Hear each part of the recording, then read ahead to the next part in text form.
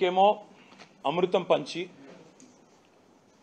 అర్హత లేని కంపెనీకి 1137 కోట్ల రూపాయల వర్కులు కట్టబెట్టి ఇది శోధా కన్స్ట్రక్షన్స్ యొక్క ఆడిటెడ్ రిపోర్ట్ 2020-21 సంవత్సరంలో 3 కోట్ల లాభాల్లో ఉన్న కంపెనీ 21-22లో 2.5 కోట్ల లాభాల్లో ఉన్న కంపెనీ ఈ రోజు 1137 కోట్ల వర్క్ అమృత్ వర్క్ వారికి పంచిపెట్టింది రేవంత్ రెడ్డి గారు.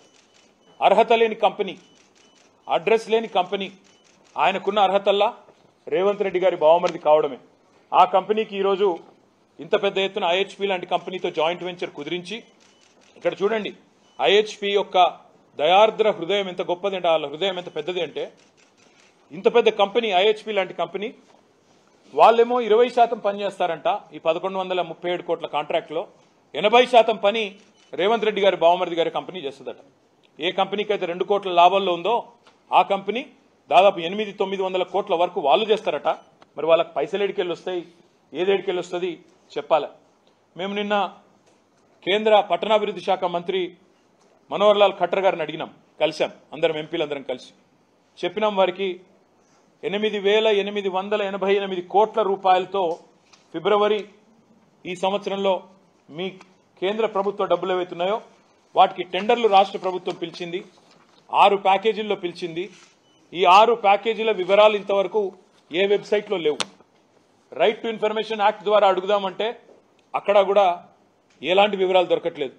ఎందుకింత దాచిపెడుతున్నారు, ఎందుకింత రహస్యం, ఎందుకింత గోప్యత అంటే ముఖ్యమంత్రి గారి బావమరిది కంపెనీ ఉన్నది కాబట్టి ముఖ్యమంత్రి గారి మీద ఈగ వాలకుండా చూసుకోవాల్సిన బాధ్యత రాష్ట్రంలోని అధికారులదే కాబట్టి వాళ్ళు బయట పెట్టడం లేదు. కానీ మాకెట్లా దొరికింది దొంగలంటే Indian Hume pipe company letter రాసింది ఎన్ఎస్సికి, బిఎస్సికి, బాంబే స్టాక్ ఎక్స్చేంజ్కి, ఎన్ఎస్సికి, నేషనల్ స్టాక్ ఎక్స్చేంజ్కి. మాకు ఒక పని వచ్చింది, ఎందుకంటే లిస్టెడ్ కంపెనీ, మాకు పని వచ్చింది తెలంగాణ ప్రభుత్వంలో 1137 కోట్లు. కానీ మేము చాలా మంచి వాళ్ళం, ఎందుకంటే రేవంత్ రెడ్డి గారి బావమరిది కంపెనీకి 800 కోట్ల వరకు 900 కోట్ల వరకు వాళ్ళకిచ్చి మేము కేవలం 20% చేస్తా ఉన్నాం.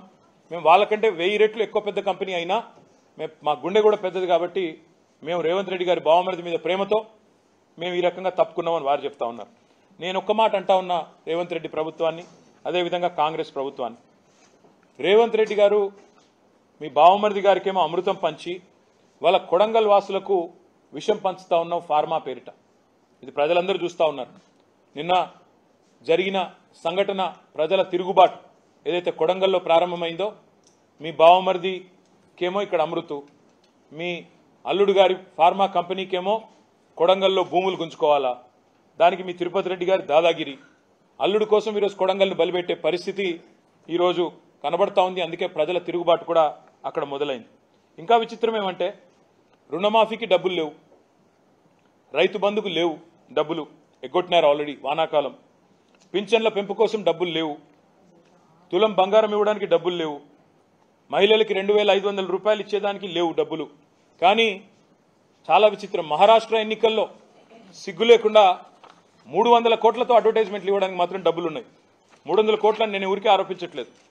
300 కోట్ల తెలంగాణ ప్రజల సొమ్ము నీ అబ్బ సొత్తు అన్నట్టు, మీ రాహుల్ గాంధీ సొత్తు అన్నట్టు ఇవాళ చేయని పనులు చెప్పినట్టుగా दिक्कुमालिन प्रचार जो काम किया ही नहीं तेलंगाना में, उसको लेके महाराष्ट्र में आज कैंपेन चल रही है.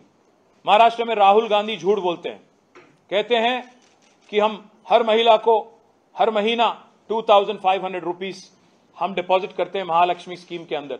ये झूठ है, सरासर गलत है. मैं राहुल जी से सवाल करता हूं, उनसे डिमांड करता हूं, आप आइए तेलंगाना, एक महिला मुझे मिलाइए, दिखाइए जिनको आपकी गवर्नमेंट ने 2,500 रुपया महीना आज तक दिया हो इस 11 महीने में. मैं पूछना चाहता हूं राहुल जी से, आप जो यहां पे झूठ बोल के महाराष्ट्र में सियासी फायदे के लिए आप कोशिश कर रहे हो, इसमें एक भी 300 करोड़ खर्च करके जो आप कैंपेन कर रहे हो तेलंगाना प्रजा की धन के साथ, इसमें एक भी अगर सच्चाई है क्या, आप एक बार अपने आप से इंट्रोस्पेक्ट कर लेना. मैं दूसरी बात भी कहना चाहता हूं, వీళ్ళు తెలంగాణలో కాంగ్రెస్ హైకమాండ్ మోడీ గారు అంటా ఉన్నారు ఏటీఎం అయిపోయింది తెలంగాణ. ఎస్, రాహుల్ గాంధీ కాంగ్రెస్ పార్టీకి तेलंगाना हैज बिकम एटीएम। मैं मोदी जी से पूछना चाहता हूं, मोदी गारिని అడుగుతా ఉన్నా, మరి తెలంగాణ ఏటీఎం అయితే మీ ప్రభుత్వం ఏం చేస్తుంది? మేము నిన్న నెల కిందట రాసినాం మీ కేంద్ర మంత్రి గారికి ఉత్తరం, డీటెయిల్ గా రాసినాం. ఆఫీస్ ఆఫ్ ప్రాఫిట్ అంటే, ఆఫీస్ ఆఫ్ ప్రాఫిట్ అంటే ఏంటంటే, ఇప్పుడు నేను ఉన్నాను, ప్రతిపక్షంలో ఉన్నాను, రేపు నా కుటుంబ సభ్యులు ఎవరైనా కంపెనీ పెట్టారనుకోండి, ఒక ఇన్ఫ్రాస్ట్రక్చర్ కంపెనీ పెట్టారు, 4 ఏళ్ల తర్వాత మా పార్టీ అధికారంలోకి వస్తుంది. వచ్చిన తర్వాత నేను క్యాబినెట్లో మంత్రిగా ఉన్నాను అనుకోండి. మరి నేను క్యాబినెట్లో మంత్రిగా ఉండి నా బంధువులకు సంబంధించి, నా కుటుంబ సభ్యులకు సంబంధించిన కంపెనీకి నేరుగా 1100 కోట్ల వరకు 1000 కోట్ల వరకు ఇస్తే అది కాన్ఫ్లిక్ట్ ఆఫ్ ఇంట్రెస్ట్ కాదా? అది తప్పు కాదా? ఈరోజు జరుగుతున్నది తెలంగాణలో అదే. పొంగులేటి శ్రీనివాసరెడ్డి గారు, రేవంత్ రెడ్డి గారు ఇద్దరు కేబినెట్ సమావేశంలో కూర్చుంటారు.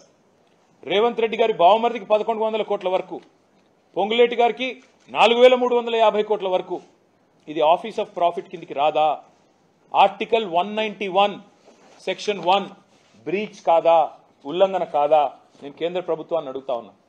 ఆఫీస్ ఆఫ్ ప్రాఫిట్ అనే క్లాస్ కింద గతంలో మహామహులు తమ పదవులు కోల్పోయారు. ఈరోజు జార్ఖండ్ సీఎం హేమంత్ సోరెన్ మీద పెట్టిన కేసు ఇదే కేసు కదా. తమ వారికి, అస్మదీయులకు, బంధుమిత్రులకు లాభం చేకూర్చారనే కదా ఆయన మీద పెట్టిన కేసు. మరి అదే కేసు ఇవాళ నేను అడుగుతున్నా బీజేపీ వాళ్ళని, మీరు రేవంత్ రెడ్డి మీద, పొంగులేటి శ్రీనివాసరెడ్డి మీద ఎందుకు పెట్టడం లేదు అని నేను అడుగుతా ఉన్నా. సమాధానం చెప్తారా? ఒకవైపు మీరే చెప్తారు తెలంగాణ ఏటీఎం అయింది. మరి తెలంగాణ ఏటీఎం అయితే కేంద్రం నిష్క్రియాపరంగా ఎందుకున్నది? ఎందుకు చర్యలు తీసుకోవడం లేదు? ఎందుకు మీరు వెంటనే ఎంక్వైరీ స్టార్ట్ చేయడం లేదని నేను అడుగుతా ఉన్నా. చివరిగా నేను గుర్తు చేసేది, ఆఫీస్ ఆఫ్ ప్రాఫిట్ కింద చాలా మంది ఉద్యోగాలు పోయినాయి. సోనియా గాంధీ గారు పదవి వదులుకోవాల్సి వచ్చింది, అశోక్ చవాన్ గారు పదవి వదులుకోవాల్సి వచ్చింది, రేవంత్ రెడ్డి గారు కూడా పదవి వదులుకోక తప్పదు, పొంగులేటి శ్రీనివాసరెడ్డి కూడా పదవి పోక తప్పదు.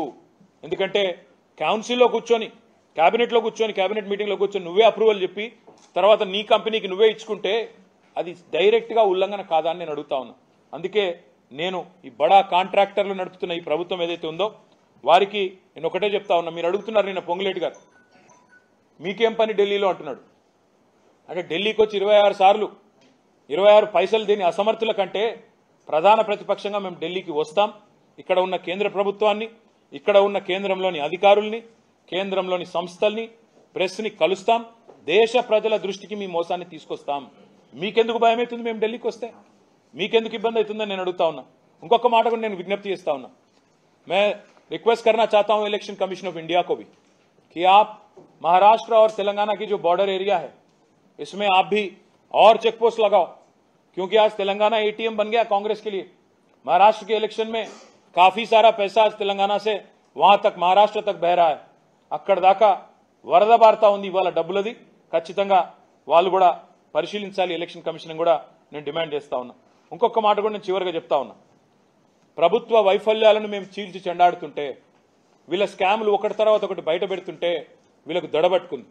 సివిల్ సప్లై స్కామ్ ఉంది నెక్స్ట్, పొంగులేటి శ్రీనివాసరెడ్డి గారి కంపెనీకి సంబంధించిన లీలలు నెక్స్ట్ వస్తాయి. అన్నిటికీ ఢిల్లీకి వస్తాము, బరాబర్ వస్తాము. ఢిల్లీలో తప్పకుండా ఇక్కడ విచారణ సంస్థలను కలుస్తాం. 100% మీ భరతం పడతామని చెప్పి కూడా నేను విజ్ఞప్తి చేస్తా ఉన్నా. ఇంకొక మాట కూడా నేను చెప్పి నేను ముగిస్తాను. ఇవాళ వసూళ్లు, బెదిరింపులు రాష్ట్రంలో నిరాటంకంగా సాగుతున్నాయి రేవంత్ రెడ్డి వచ్చినాక. ఇది నేనన్న మాట కాదు, స్వయంగా భారత ప్రధానమంత్రి నరేంద్ర మోడీ గారు ఆర్ఆర్ ట్యాక్స్ వసూలవుతున్న తెలంగాణలో అని చెప్పారు. నేను అడుగుతున్న ప్రధానమంత్రి గారిని, ఢిల్లీలో ఉండే ముఖ్యమైన మంత్రుల్ని, మీరు మరి ఆర్ఆర్ ట్యాక్స్ అని తెలుసు, రాష్ట్రంలో దోపిడీ నడుస్తుందని తెలుసు, వసూలు నడుస్తున్నాయని తెలుసు, ఇన్ని తెలిసి మరి మీరెందుకు చర్యలు తీసుకోవడం లేదు? మీరెందుకు ఉపేక్షిస్తున్నారు? మీరెందుకు రేవంత్ రెడ్డితో ఇంకా కూడా రాసుకొని పూసుకొని మీ నాయకులు తిరుగుతా ఉన్నారు? 8 మంది ఎంపీలు ఉన్నారండి బీజేపీకి. ఒక్క ఎంపీ ఈ రోజు వరకు కాంగ్రెస్కి వ్యతిరేకంగా మాట్లాడా? ఒక్క ఎంపీ రేవంత్ రెడ్డికి వ్యతిరేకంగా మాట్లాడా ఈ రోజు వరకు? ఒక్కరోజు మాట్లాడరు. అదేవిధంగా మాకు తెలుసు మీ ఎజెండా. మీరు ఈరోజు ఏదో ఒకటి చేసి, రేవంత్ రెడ్డి ఒక ఎజెండా ఒకటే, హైదరాబాద్ని 4 ముక్కలు చేయాలంటే కార్పొరేషన్ని. తద్వారా ఏం చేయాలి? బ్రాండ్ ఇమేజ్ దెబ్బతీయాలి. చివరికి ఏం చేయాలి? బీజేపీ పాలిత రాష్ట్రాలకు లేదా బీజేపీ సారథ్యంలోని రాష్ట్రాలకు ఇక్కడ పెట్టుబడులు పోవాలి.